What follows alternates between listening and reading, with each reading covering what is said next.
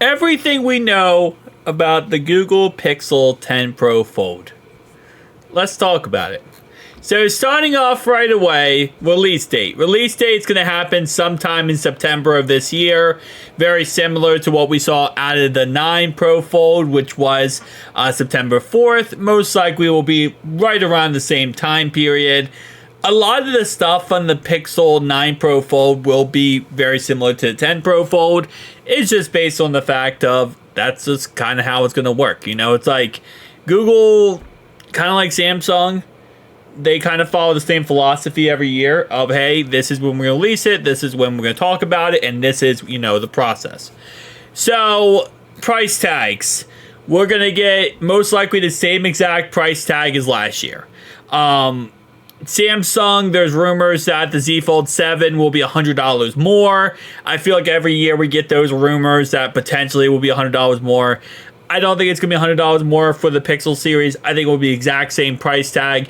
It has been for the last 2 years. I'm not expecting anything different. I'm not expecting anything crazy.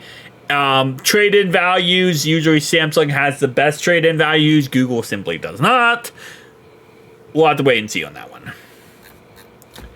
Cameras, 48 megapixel main camera, 10.5 megapixel ultra wide, 10.8 megapixel telephoto camera with 5 times zoom, 10 megapixel selfie camera, and 10 megapixel selfie camera foldable display. My biggest issue with this is, number one, Google, you got to get this correct. Because the Pixel 9 Pro Fold, while it's my favorite device and I love it, it does not have good cameras. And I don't care about the megapixels, which is just millions of pixels in an image. What I care about is the sensors, okay? The sensor needs to be upgraded. That's what makes the better photo. At the end of the day, yes, megapixels are important, but for the most part, unless you're printing a picture out, you don't need a 48 megapixel main camera. What you need is a better sensor. And the sensor needs to be upgraded. So that's definitely something I want to see with this Pixel 10 Pro Fold. So far, everything else they're hitting home runs with. I want to see home runs with the sensor actually being updated. Storage options are expected to be exactly the same as last year, 256 and 512, so nothing really big update there. For design, it's going to look exactly the same. Again, a lot of this is going to be exactly the same. The biggest difference is going to be the Tensor chip inside. That's going to be the biggest difference. We're going to have mainly the same display, the same outside body. Again, mainly everything is going to be exactly the same. It's not going to be much of a difference. But the big thing, again, cannot speak for a second. The processor unit inside is going to be the huge difference. So, for example, it's going to have a 6.3-inch outside display, 8-inch inside display, up to 2700 nits for both inside and outside. The battery, while we don't have any leaks or rumors to suggest a battery size increase, the good news is that last year's Google Foldable already offers some great battery life. Now, we do know that with the brand new Tensor chip, the really cool thing is it's actually better optimized for battery life. So it's, even though it's going to be the same battery, it should have better battery life across the board because of the fact that the Tensor chip is so optimized for it. So that's a huge W, and hopefully that continues to be a huge W.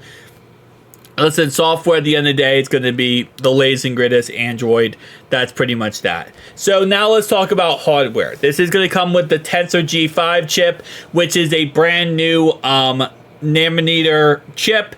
It's really just a future when it comes to this, and it's going to be really exciting to see how amazing this chip truly is, because based on speculation and based on paper, this is going to be one of the best chips out there.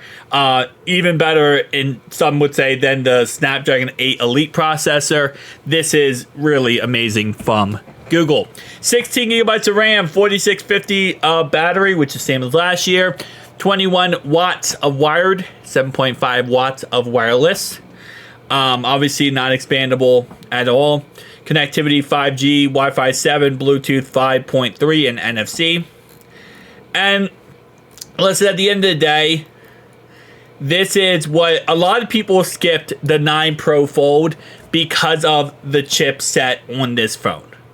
And I honestly don't blame them. I love the 9 Pro Fold, but the Tensor G5 chip is that good. It is that chip you want to wait for. When a lot of people waited for, like, for example, with their GPUs, a lot of people waited for the 40 series because they wanted the true upgrade. Price for performance was not the greatest, but that's the thing, right? People wait for different things now with the 50 series coming out, right? When it comes to GPUs from NVIDIA, this is a worthwhile update. This is a worthwhile wait. It should be amazing. It really should be the best phone out there until the OnePlus 2 comes out, and then it's going to be very close because Samsung has fumbled the ball yet again. See you guys next one, though.